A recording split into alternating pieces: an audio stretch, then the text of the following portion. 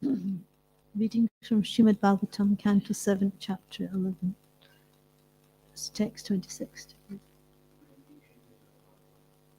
Okay, so I'll just say right to the 20. Should I just say them all myself? It's not going to. Okay. Samarjanopali bhavyam griha mandana vartanai swayam cha mandita nityam parimrishta parichada kamair ucha vachai sadvi prashrayena damena cha vakyai satya priyai premna kali kali bhajet patim. Translation. A chaste woman must dress nicely and decorate herself with golden ornaments for the pleasure of her husband.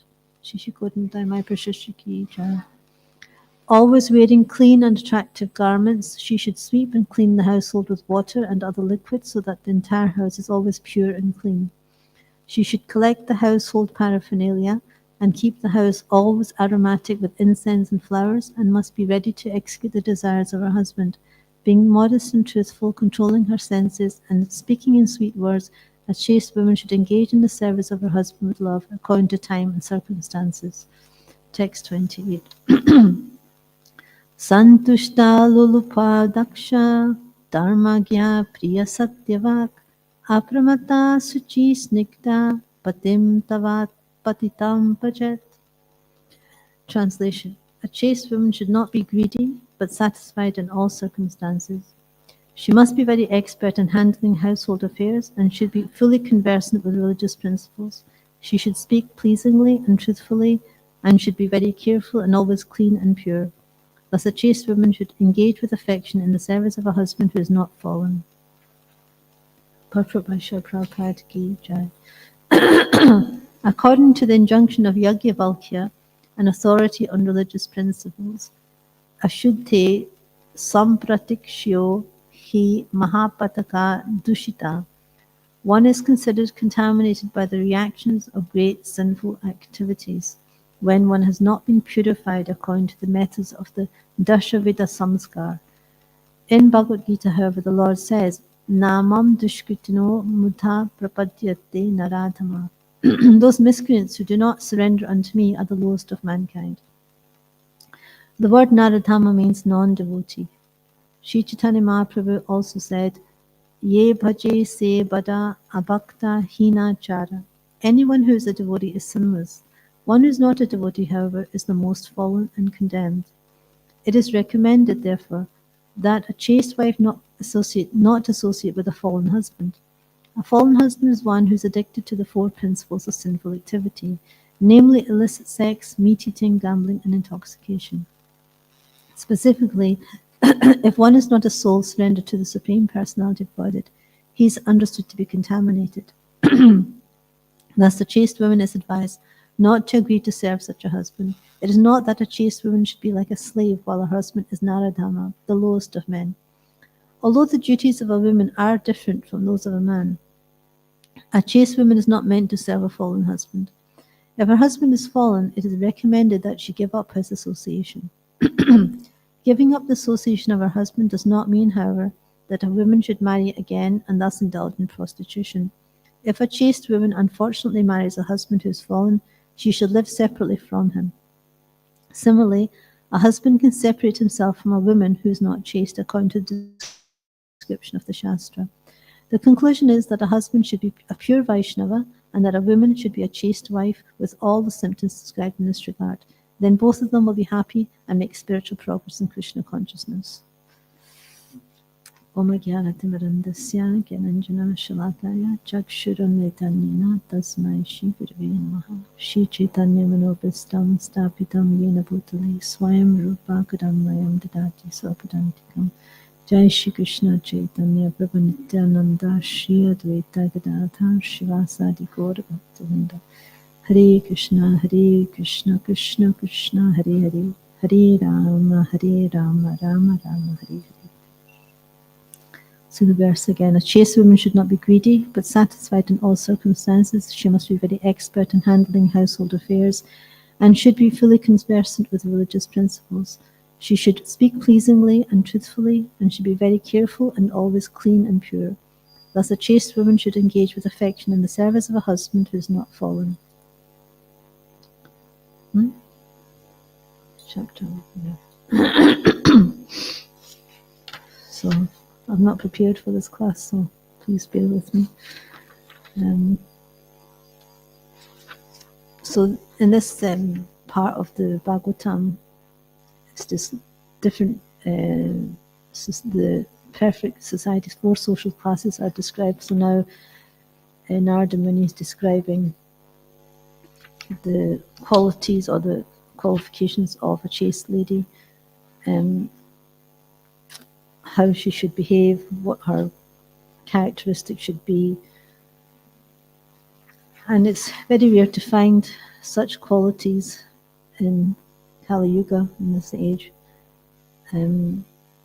But still we have to try to follow in the footsteps of chaste women. Like Prabhupada said, we should follow in the footsteps of ideal ladies like Draupadi, Kunti Devi, Sita Devi, Mandodari, and like men should follow in the footsteps of elevated men like Narada Muni, so forth, so many great exalted souls. So these examples are there in the Bhagavatam so that we can follow in the footsteps of such personalities. But also it is mentioned here that a chaste woman should engage with affection in the service of a husband who is not fallen. So sometimes it's a sad situation where women are married to husbands that are not actually, who are actually demoniac in one sense, or who are not following the principles of spiritual life. And in such cases, it's very difficult for a lady to actually follow the husband. So there ends up being some problems in family life and disrupts the whole family unit, and the children become disturbed as well. So, but then again, there are women who have still followed their husband, like Mandodari, Ravana was her husband, who was a very fallen demon, but she's considered very chaste because she always gave him good advice. So even if we're in a situation where married to somebody who has fallen, then we can still give them good advice. And she was continuously telling Ravana, give Sita back to Ram. She was always trying to do what was best for his welfare. And there's many demons that have got chaste wives, like Hiranyakashipu. His wife was Kayadu, and she was also chaste to him. So, and Krishna says that even in the Krishna book, he says that he told the gopis that actually, even if a husband is fallen, then we should still, for a woman, she can become elevated by still serving, such a husband, even if he's not of good character. She still makes advancement in some way. So there's 2 ways of seeing this. But if it causes problems, because we as devotees, we have to see what's favorable for our Krishna consciousness and what's unfavorable for our Krishna consciousness. So if the situation in marriage is unfavorable for our Krishna consciousness, then we should reject it. And here, as Prabhupada says, we should separate ourselves from such a husband. Or in the case of a husband, he can separate himself from such a wife who's not following or is not chaste. So these recommendations are given so that for the ultimate welfare of the jiva, because ultimately we have to become Krishna conscious. That is the ultimate goal, is not to become embroiled in family life and become absorbed in that. Because ultimately, the husband and wife have to become detached from one another so that they can actually pursue spiritual life in the end.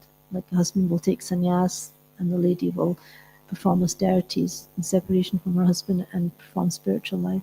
So in the case of Devahuti, when her husband Kadama Muni left home, and she was left in the association of her son, eventually her son, after giving her spiritual knowledge, also left home, so she was left on her own. In that case, she performed austerities and absorbed herself in spiritual life so that she could make advancement, and she ultimately attained perfection. I was just listening to Srila Prabhupada. Actually, it's amazing because what I listened to this morning from Prabhupada, it just seems to coincide with what we read today.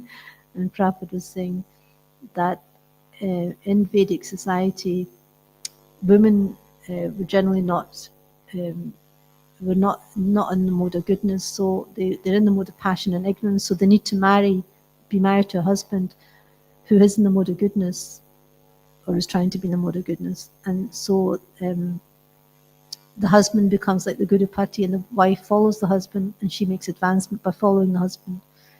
So this is the system that was previously ordained for husband and wife. But because it's Kali Yuga, it's things are a bit topsy turvy sometimes, so they're not going according to the rules, And Srila Prabhupada said about himself that he says he was married to his wife, but he was not so much. He didn't really like his wife that much, and so he wanted to marry again, because at that time in India polygamy was allowed. But his father said to him, no. He says, if you do not really like your wife that much, that's actually good for you in your spiritual life. So Prabhupada accepted and continued on with his household life. So Prabhupada was just saying from his own example. He says, if I was too attached to my wife, I would not have come here to the West and done all this service in Krishna consciousness. So Prabhupada's saying that humility. I'm quite sure he could have still done it. But, so there's many examples of ladies in the Srimad Bhagavatam that we can follow. And Gandhari is one of the ones that Srila Prabhupada says Gandhari was one of the most chaste ladies in the history of the world. And he says because when she found out that her husband was blind, she didn't want to be better than her husband, so she blindfolded herself so she wouldn't be able to become proud that she's better than her husband. So in this way, Gandhari is considered one of the very chaste ladies. Although she was married to Dhritarashtra, who was not a great devotee at all. He was not really following religious principles. Like he wasn't a devotee of Krishna, but still, Gandhari is considered a chaste lady because she followed that principle of a chaste lady. So there's other examples. Sita Devi is one of the main ones we find, that she wanted to follow in the footsteps of her husband when her husband was going to exile in the forest after being asked by his father to spend 14 years in the forest on the boon of Kekai. Then Sita Devi didn't want to stay in the palace. She wanted to stay with her husband, and in all situations, whether it's good or bad, she wanted to follow him into the forest to serve him and to follow in his footsteps. Whatever he was wearing or eating, she would wear that and eat that. So there's many examples like that show that a chaste lady would follow her husband in all circumstances and pray for his protection. So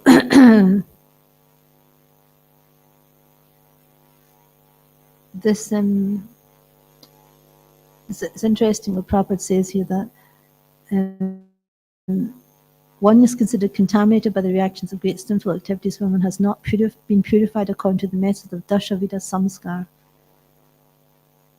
And I take it that's according to all the different samskars that we were supposed to do. I'm not sure what they are, but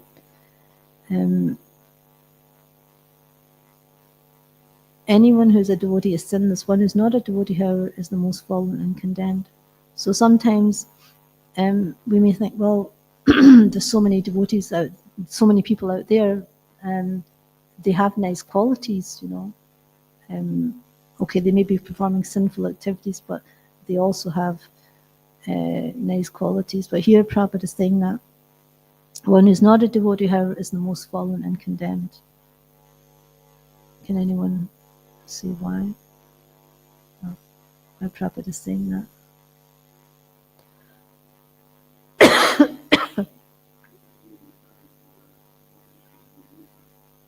Mm-hmm.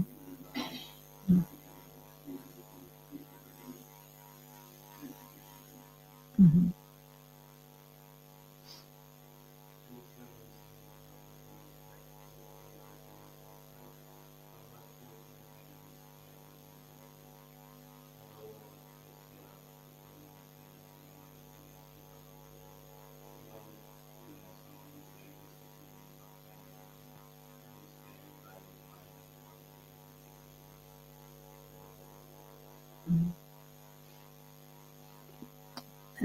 Yeah, there's also another example that I heard that seems to kind of coincide with this. It's like so sometimes we see that a devotee is surrendered to Krishna. That's his main qualification. So the primary qualification of devotee is surrender to Krishna. He may not have all the other qualities that Krishna mentions, you know, like what's it called? You know, like being gentle, being this, that, the next thing, you know. But somebody who's not a devotee, who's not surrendered to Krishna, may have all these other kind of qualities, like he may be very kind, he may be very gentle, he may be all these different things. And I found a nice analogy to describe this, that it's like a wife may be may not have all these nice qualities, like gentle. She may be horrible to her husband. She may not be looking after her children nicely. She may not be cleaning the house nicely. All these are all secondary qualities, but she's chaste to her husband. She's faithful. Whereas somebody else, another lady, she may be very nice at cleaning the house. She may be very nice, good at with the children. She may be talk very sweetly with the husband and everything, but she has a paramour. So, which one is better? The main principle is women are chaste to the husband. That's the main principle of a wife, right? The other qualities may or may not be there. They're secondary qualities. So similarly, a devotee is chaste to Krishna. He may not have all the qualities of like kindness and this, or gentleness, or this or that. He may be quite rough, but if he's surrendered to Krishna, he's chaste to Krishna. So that's the primary qualification. Whereas non-devotees may have all the other qualities, but if they're not surrendered to Krishna, if they're not chaste to Krishna, then they haven't got actually good qualifications, good qualities. So in that sense, when it says that non-devotees have no good qualifications, this is what it's referring to, that the primary qualification is surrender to Krishna. So this is actually the main thing. So that's how we shouldn't judge devotees thinking, oh, they're like this or they're like that. But if they're surrendering to Krishna, then that's the main qualification, and Krishna sees that. All the other qualities are secondary, and they may not manifest in devotees fully. You know, some devotees may be harsh speaking, some devotees may be not so cultured, some devotees may be not very clean. You know, there's so many other disqualifications, you would say, that a devotee may have. But if he's surrendering to Krishna, then he's very dear to Krishna, so that's the main qualification that we should see. And Krishna says that in the 12th chapter, he says, those who have full faith and are surrendering to me, they're very, very dear to me. You know, so of all the qualities Krishna mentions, those that are faithful and surrendering to Him and serving Him with love, then they're the most dear to Him. So, in the same way, we have to understand things from this perspective, like what's primary and what's secondary when we see things. We have to overlook the bad and see the good, and it's very difficult sometimes, but we have to train our mind to do that. Otherwise, we're always going to see good and bad. And it's described in the Bhagavatam that people that are of not very good caliber, they only see the bad in people. They only see the bad qualities. Even if that person has so many good qualities, they'll just see the bad. And somebody who's a bit more advanced, they'll see the good and the bad. They'll see, well, all these good qualities, and he also has bad qualities. They see both. Someone who's more advanced, they'll just see the good and they'll overlook the bad. But then somebody who's actually higher, like on the level of Lord Shiva, he not only sees, even if that person's full of bad qualities, he'll see the good and he'll magnify the good. So that's even higher, you know. So this is not an artificial way, you know, it's not an artificial consciousness. It's actually, when we're advanced, we will see that naturally.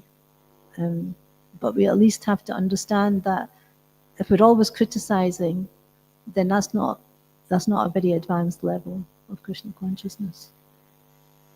So so we have to start becoming more and more conscious that, okay, this person may have so many bad qualities, but he has this one good quality, and maybe I don't even have that good quality, you know. So then we can just see the good and not see the bad. And it says there's a description that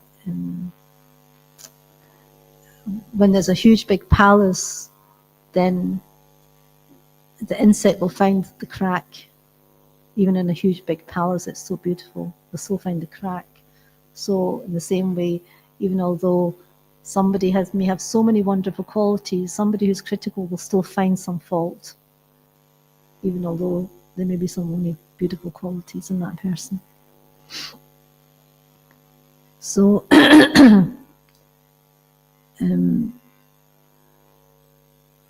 there's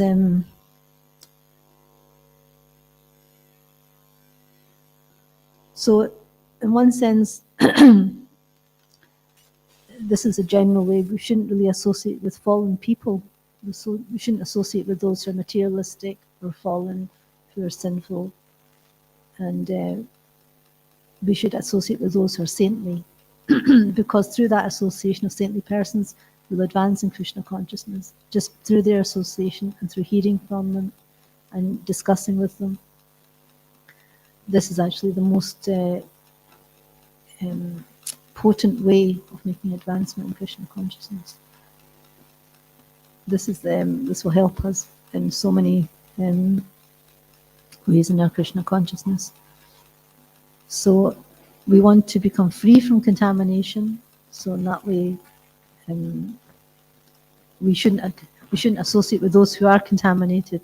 It's just a natural thing. If somebody's got a disease and we don't want that disease, we don't associate with them too closely, because we'll end up catching the same infection. It's contagious. So in the same way, we shouldn't try to associate too closely with people who are materialistic, who are embroiled in material life, who have got so many disqualifications or contaminations that we can easily catch or easily be influenced by.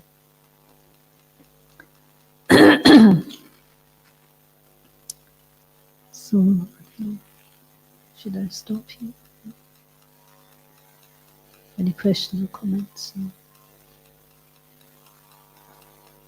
Well, I'm supposed to give class till 8:30. Can we stop?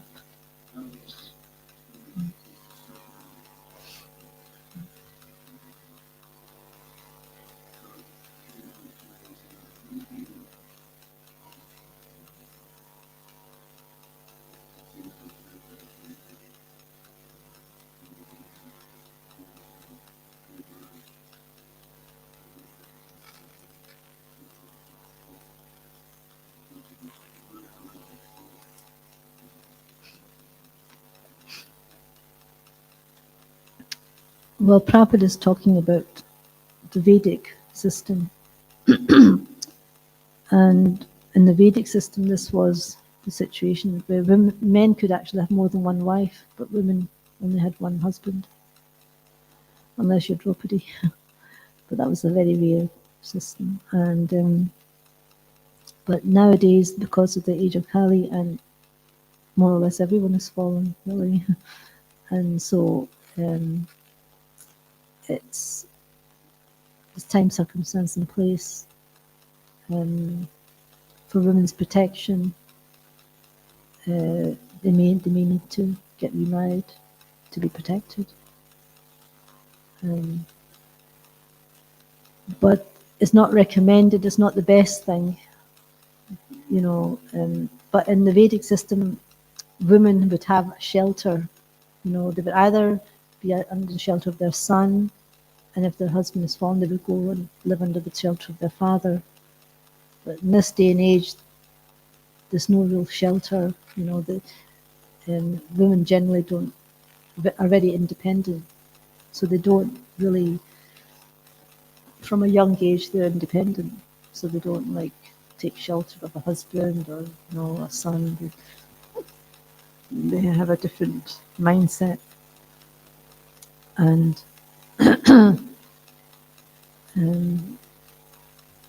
I mean the ideal thing is a woman doesn't remarry, but she remains faithful to her husband, and she just continues on, especially if she's a devotee. You know, she can try to get some shelter from staying in ashram, in a temple, and, you know, from spiritual life, and dedicate herself to that. But of course, women may have different needs. You know, they may not be on that level. So there's some like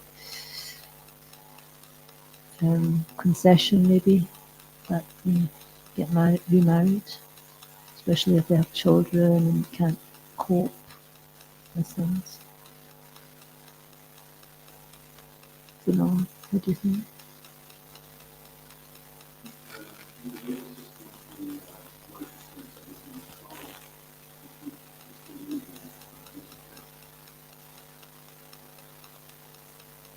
I don't know, it doesn't say. It just says she should live separately from him. I suppose what depends what age the kids are, you know. If they're just very young, then they need the mother more than the father.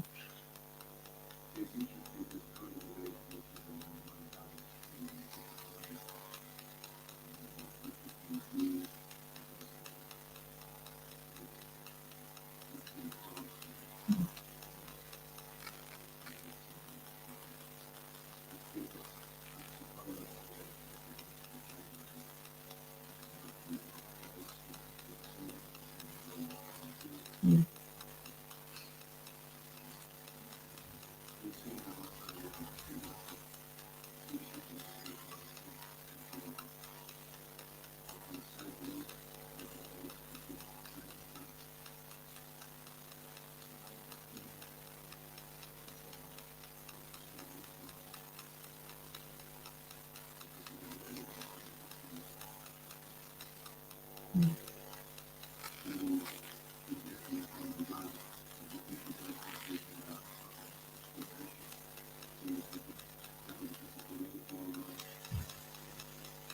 Yeah.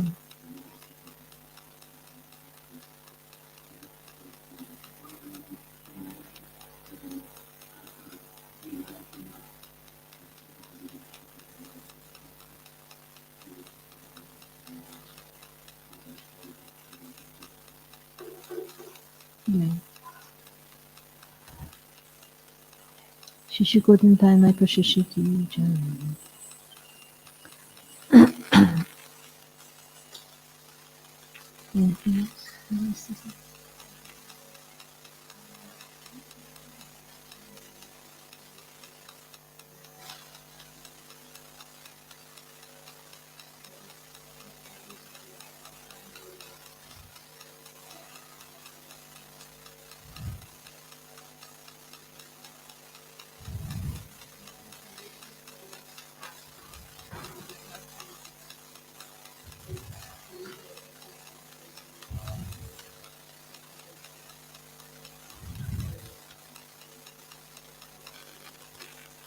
Well, we have to be strong in our own Krishna consciousness so that we don't take their association and we give our association to them.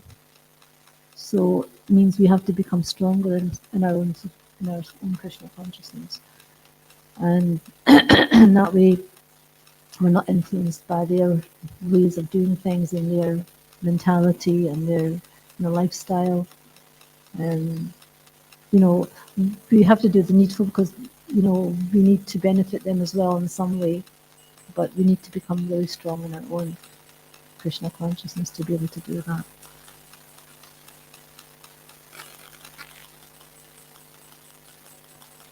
Um, so maybe if we're quite weak, then it may cause us disturbance. So it's it's an individual thing. I think everyone can feel how strong they are. If they can get influenced, by all these bad habits, then it's not so good to associate with them. Maybe in a distance, phone calls or something like that. But if they're reasonably cultured and pious, then it's not such a problem.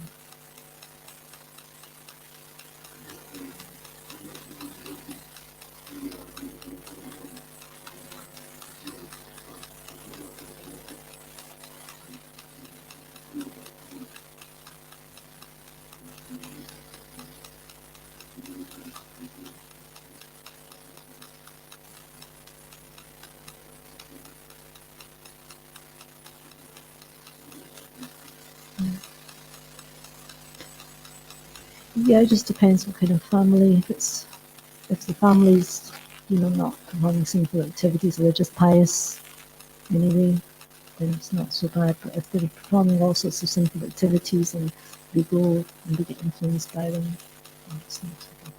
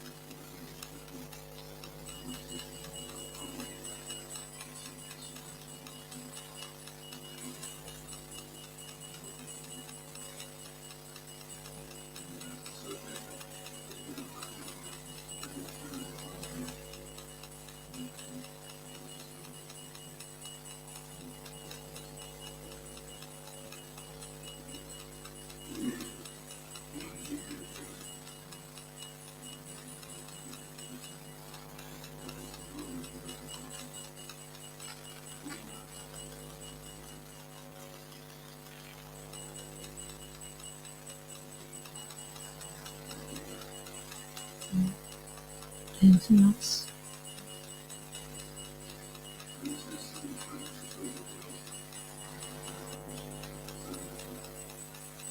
So,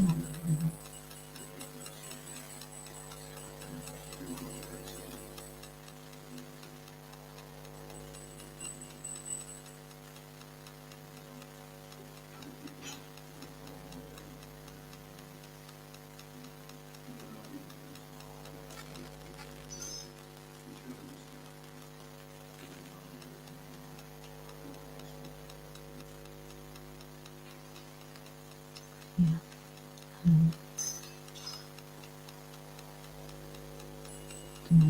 Anything else to say? Yes. Anything else?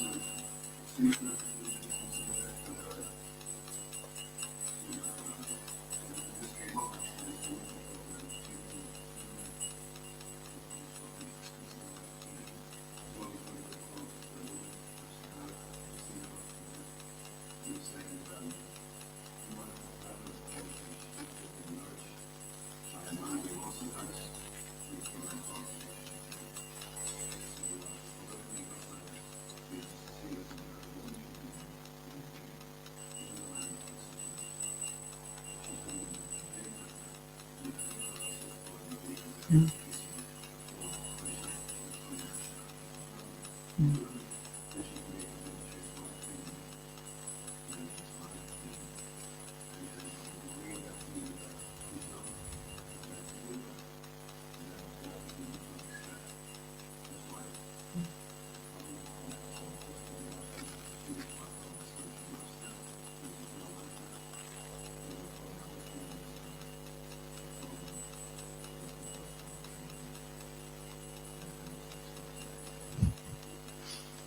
Yeah, this is one thing that Radhanath Maharaj said, that all men want a wife like Sita, but they don't want to be like Ram.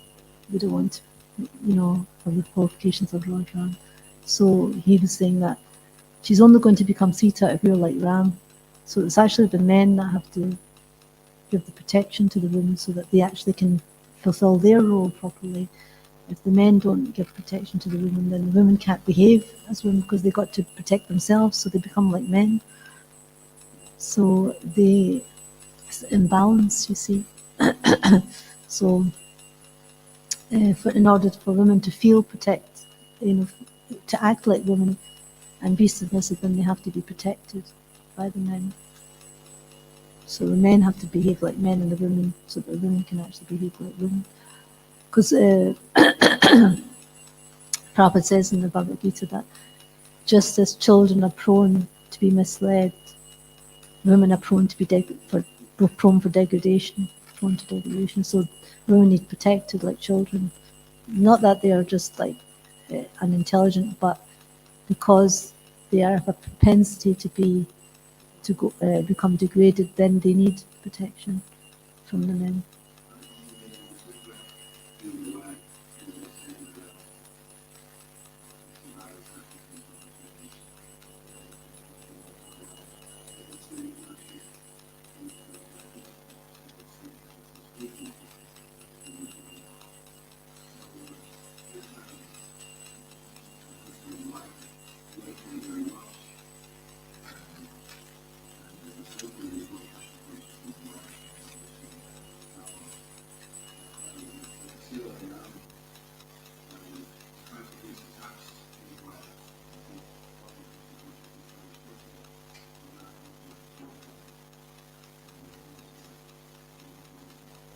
Yeah, because she's connected to her. He's connected to her, so he'll make advancement.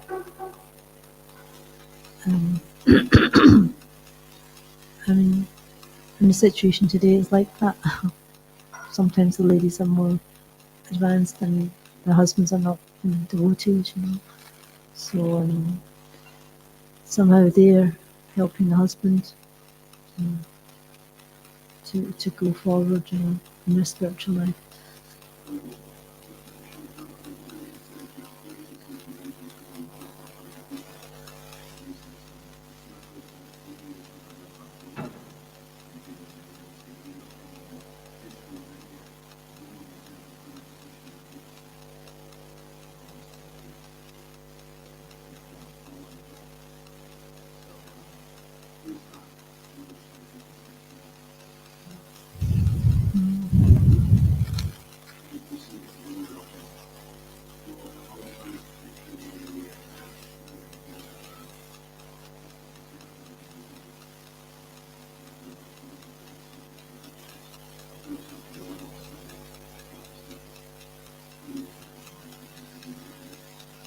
Unfortunately, that's the kind of the way things are in the modern age, that the women seem to be more stronger than the men.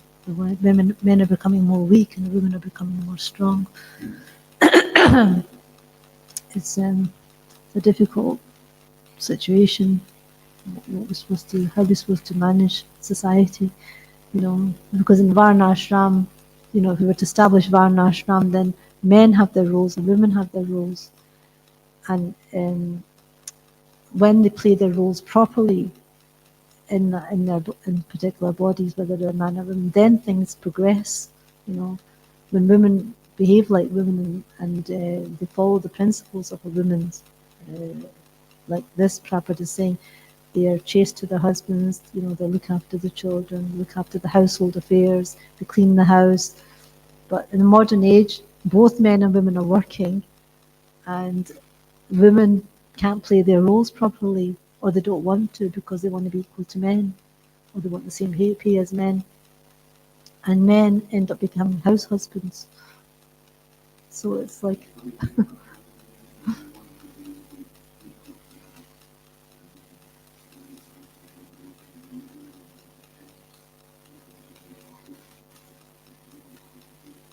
if you know, physically and psychologically, men have got a different strength than women. Women have got their strengths as well, to look after children, to look after household affairs, to actually manage things like that. And but because everything's so mixed up in society, nobody actually knows what they're supposed to be doing, what role they're supposed to be playing, you know. So there's no clear definition of what a man or a woman is anymore, because they both think they're the same gender. In one sense, they think that they can do the same as somebody else. A man thinks that he can, give birth to children, and a woman thinks that she can, lead the way, and, be the boss of the house. So,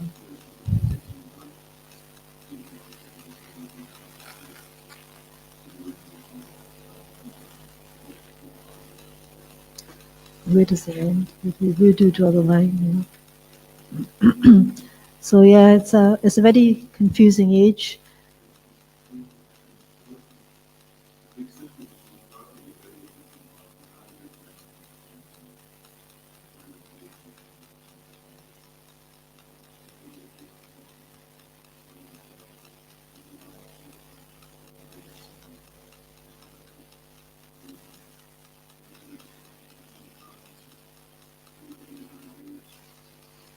Yeah, because they're not following anything. They want to follow their mind, whatever the mind comes up with, concoctions, whatever the mind's concoctions, and whatever suits their sense enjoyment. That's what's actually acceptable in society now.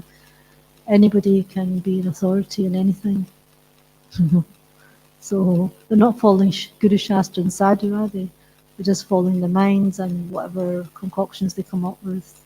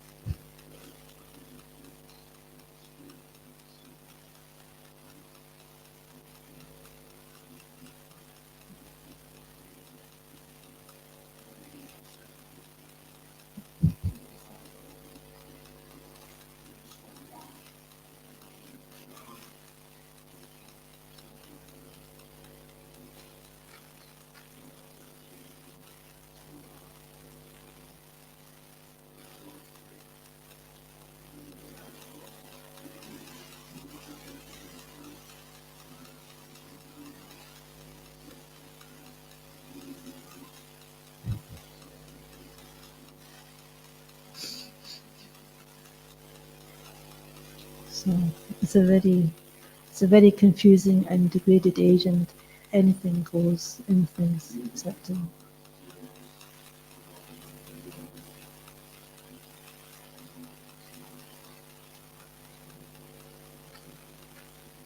Prabhupada did. Prabhupada came out and said, "Look, this is all crazy, and this is the reality." So these books are actually what's the reality and what we're supposed to follow. And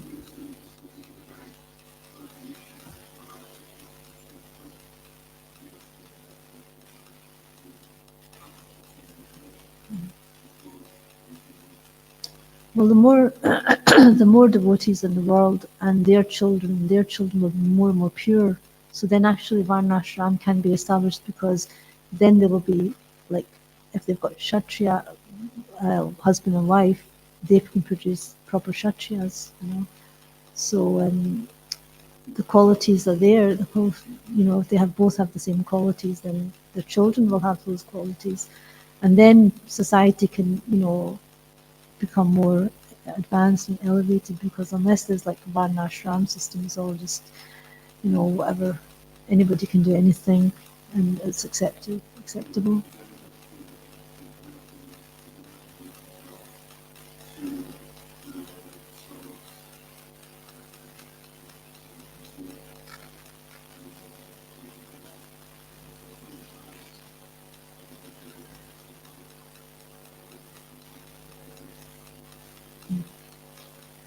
So that's, the more things get refined in Krishna consciousness movement, the more advanced souls can take birth, and then society can be, led